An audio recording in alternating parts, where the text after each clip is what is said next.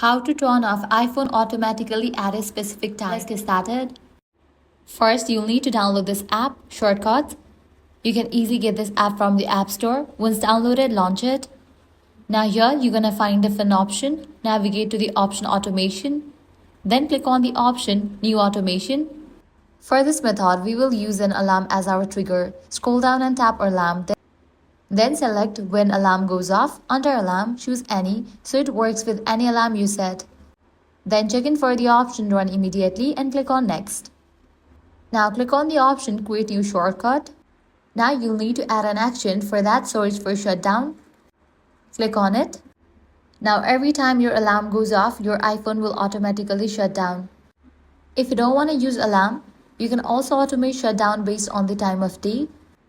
From here, you will need to select the option time of day. You can set it to turn off daily at a specific hour or even around sunrise or sunset. It's super flexible and perfect if you want your phone to run off every night or at a fixed schedule during the week. And that's how you schedule your iPhone to turn off automatically. Try out both methods and see which one works best for you. If this guide helped you out, do not forget to like, share and subscribe.